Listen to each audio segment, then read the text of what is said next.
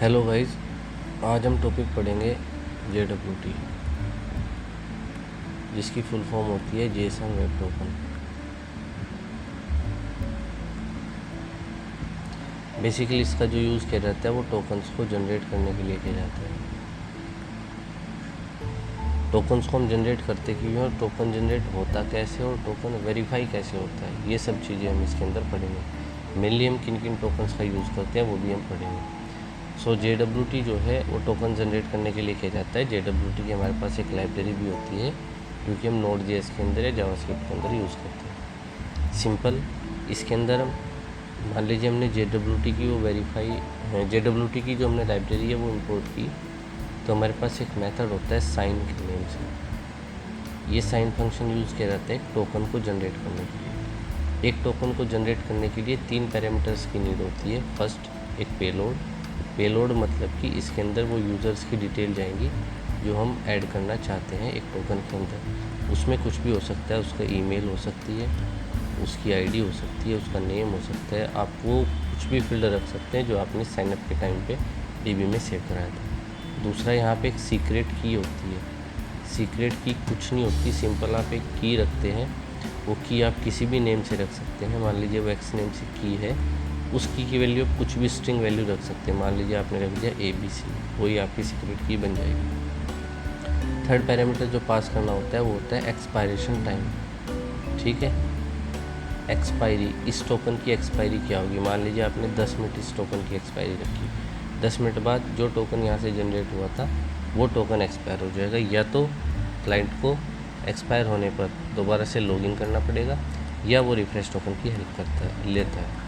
मैं ये भी समझा देता हूँ कि बेसिकली हम यहाँ पे 2 टोकन टाइप की बात करेंगे, access token and refresh token.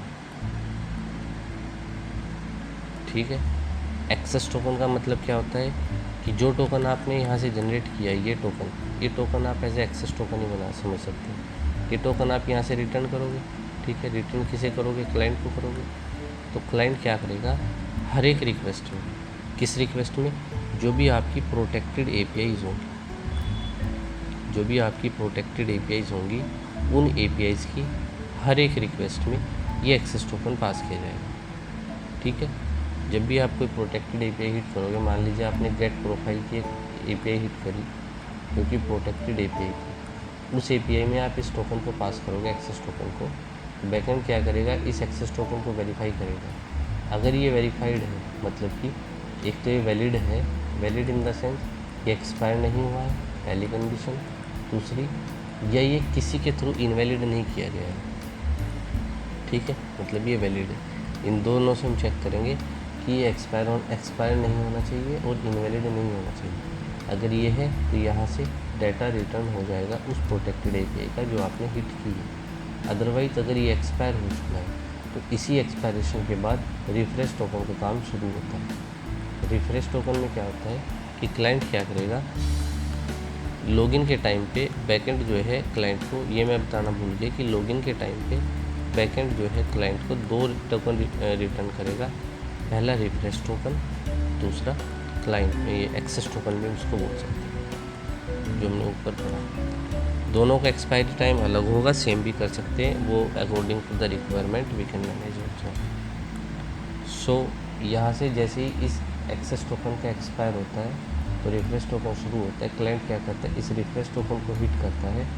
इस रिफ्रेश टोकन की हेल्प से बैकएंड क्या है, इस एक्सेस टोकन को दोबारा से रिन्यू कर देता है, मतलब कि रीजनरेट कर देता है। तो रीजनरेट मतलब कि एक नया एक्सेस टोकन बना, उसकी दोबारा से 10 मिनट की एक्सपायरी होगी अगर आपने 10 मिनट सेट किए। तो ये हमारे पास फ्लो होता है और ये हमारे पास टोकन्स का कॉन्सेप्ट है। JWT क्या है, जिसकी फुल फॉर्म होती है जेसन वेब टोकन, जो हमने पढ़ा। JWT क्या है, एक टोकन्स है।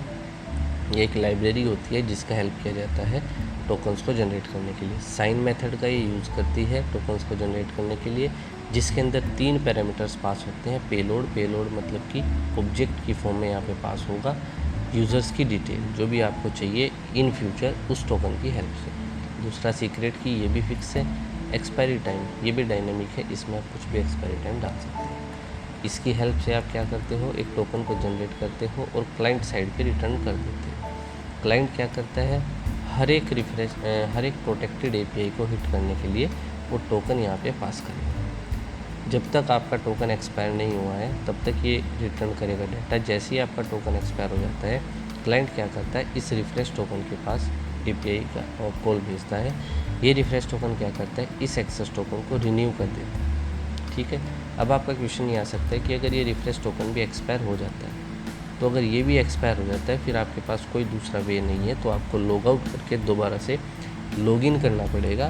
तो लॉगिन के टाइम पे आपको अगेन दोनों टोकन रिन्यू होके मिल जाएंगे, access token plus refresh token. ठीक है जी, ये हमारे पास फ्लो होता है।